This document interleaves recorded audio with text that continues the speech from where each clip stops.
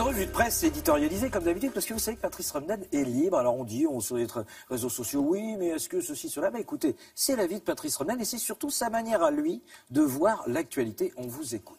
Alors l'actualité, eh bien ce matin, c'est essentiellement l'attentat qui s'est produit donc peu avant 22 h hier soir. Les journaux ont donc eu le temps de se retourner pour en faire leur une. Attentat, fusillade, attaque, voilà, des mots variés pour une même réalité, une réalité dont chacun craignait qu'elle s'invitât dans la campagne. Eh bien c'est fait, une réalité dont le Parisien traduit en une photo, qu'elle est chaotique. Regardez, on y voit les Champs-Élysées.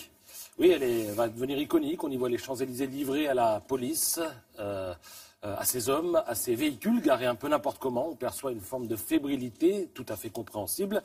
Et d'aucuns noteront que tout cela se passe au pied d'une masse monumentale qui s'élève du bitume. Il s'agit, vous l'avez reconnu, de l'Arc de Triomphe, qui n'est rien moins que l'un des symboles érigés à la gloire de l'histoire de France. Oui, décidément, il y a quand même pas mal de choses dans cette photo. Alors, je le disais, les journaux ont eu le temps de se retourner. Symbole de cette réactivité, les deux unes du Figaro, celle que vous trouverez dans les kiosques ce matin, elle est à droite, et celle à laquelle vous avez échappé, le journal ayant initialement prévu de se consacrer sa une et de se faire peur aussi un petit peu, si on en croit le titre, à l'hypothèse d'un second tour, Le Pen-Mélenchon, et à ses conséquences sur l'économie française. Alors d'autres semblent avoir été moins réactifs, d'autres journaux, c'est le cas de La Croix, de Libération et de l'Humanité. Apparemment, ils n'ont pas pu être réactifs, ou ils n'ont pas voulu être réactif, allez savoir. L'explication est peut-être effectivement à trouver dans l'éditorial de la Dépêche du Midi, qui souligne qu'à quelques heures d'une élection présidentielle au pronostic confus, eh bien, même s'il est imprudent d'affirmer qu'il influencera les lecteurs de façon déterminante,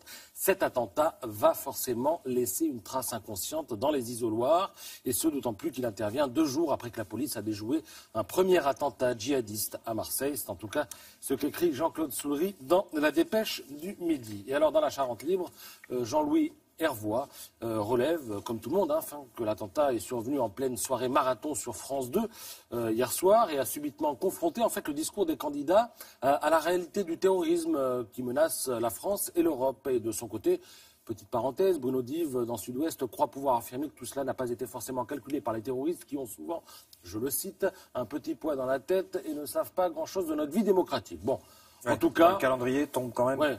Le fait est que ça a canardé au moment même où les candidats s'exprimaient et ont donc été invités à réagir. Et là, il faut prendre le temps d'écouter les candidats et même les petits candidats, j'allais dire même le plus petit des candidats, interrogé sur sa proposition de désarmer les policiers. Eh bien, le candidat du NPA, Philippe Poutou, a dénoncé hier la surprésence policière. Il y a une violence policière qu'il faut stopper, a-t-il dit, avant de poser la question qui tue. Et ça n'est pas forcément une formule. Alors la question, la voici. À quoi ça sert d'avoir des policiers armés? Question de Philippe Poutou. Donc je répète, à quoi ça sert d'avoir des policiers armés? Alors je sais bien que M. Poutou est un petit candidat. Je sais bien qu'il n'envisage pas sérieusement de s'installer à l'Élysée. Sinon, vous pensez bien qu'il n'aurait pas eu ses 500 signatures. Mais en fait, j'ai réfléchi à la question et j'ai trouvé une réponse.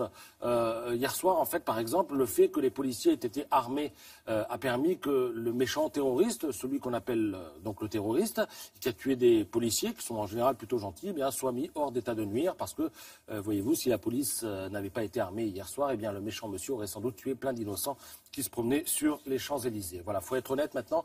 Il faut savoir que tout à l'heure, Philippe Poutou était l'invité de Jeff Wittenberg dans les 4 vérités. Il a été réinterrogé, évidemment, sur le sujet. Et là, Philippe Poutou a un petit peu rétro-pédalé. Il a expliqué que les policiers, finalement, dans certaines circonstances, pouvaient être armés, qu'il n'avait jamais dit que la police devait être désarmée, etc. Ça figure pourtant dans le programme électoral que vous recevrez à la maison, que vous trouverez dans la boîte aux lettres. On a dit un mot sur Poutou, un petit mot sur Nathalie Arthaud. En 10 secondes, pour vous dire que dans le Parisien, il y a un papier sympa sur, non pas la candidate, mais la prof d'économie vue par ses élèves. Il y en a un qui en veut beaucoup parce qu'il trouve qu'elle a noté un peu sévère au bac blanc.